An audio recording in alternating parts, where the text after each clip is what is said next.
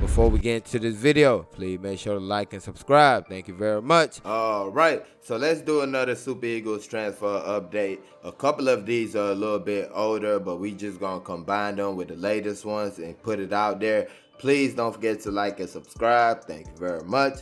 First player we're going to talk about is Super Eagles midfielder Oghenekaro Etebo, a mainstay in the team, and he moves from Stoke City in the Championship, in the English Championship, to Aris Thessaloniki in Greece. Now, Etebo played last season on loan at Watford, and he actually suffered a serious injury that kept him out for a bunch of the season, and I feel that kind of explains why he would be going to a club in the Greek First Division. In my opinion, Etebo's worst decision was going to Stoke City before the World Cup. I don't know who influenced that decision. That was probably one of the worst decisions in Nigerian football in history. I mean, you talking about a guy that was going to have a top World Cup. We all knew it. And right before the World Cup, he goes to Stoke City when he could have just waited and got any team he wanted after the World Cup. That being said, I still feel the main reason he's making the move to Greece right now is because of that injury last season.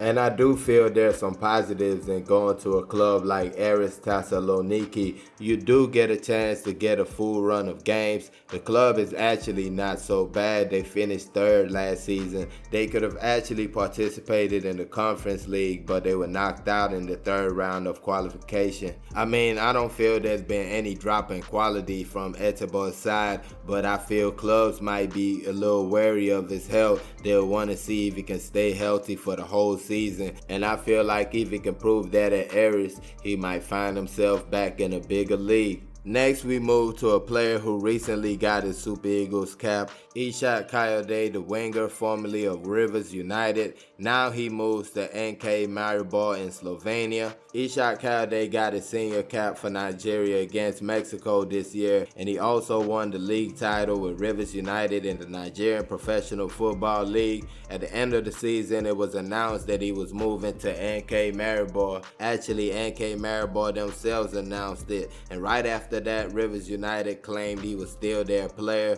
But now, obviously, the cooler heads have prevailed, and Ishaq Kayode was unveiled by NK Maribor. The messed up part of this situation is that Ishaq Kayode actually missed out on Champions League qualification, Europa League qualification, and Conference League qualification. That's a whole bunch of experience he could have picked up if this old situation had been handled in a proper manner. Up next is the captain of the national team, Super Eagles forward Ahmed Musa, moving from Fatih Karagümrük in the Turkish Super League to Sivasspor, also in the Turkish Super League. Ahmed Musa spent almost half a season in the NPFL. Then from there he moved to Fatih Karagümrük in the Super League, played one season with them, and now is moving to Sivasspor, also in the same league. Sivasspor is currently in the Europa Conference League, and Ahmed Musa actually played a match for them yesterday. Started the match and played 57 minutes against Romanian club CFR Cluj.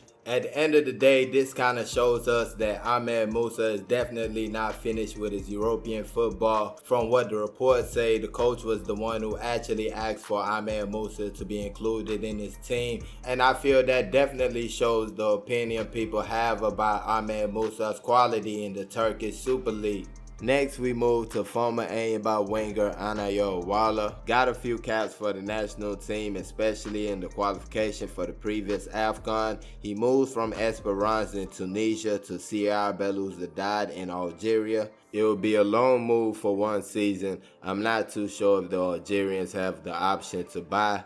I mean, I personally felt like Anayo had a good season last term for Esperance. The goals and assists weren't there, but his performances were up to par. I feel the failure in CAF made Esperance take the decision to clean house, basically, because a couple other players have been sent on their way. That being said, CR Belouizdad is actually a club that faced Aqua United last season in the Champions League qualification, and they made it to the quarterfinals of the Champions League last term, won their league last term, and also in the qualification series for the Champions League this term. So they're definitely a club that compete both domestically and in the continent.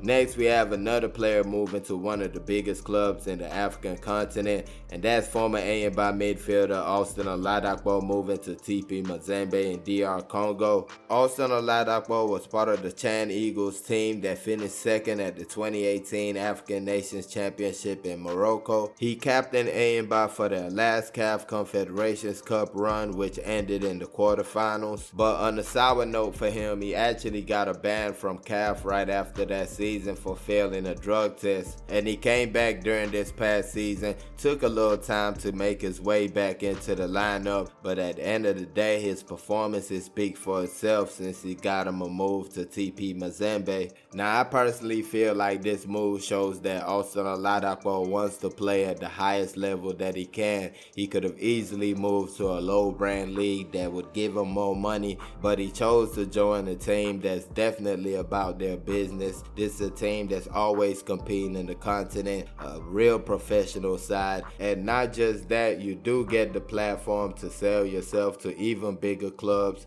So I feel this could end up being a win-win for Austine Oladapo. So yeah, that's that with the transfer update for now. Please don't forget to like and subscribe. Thank y'all for watching. Peace.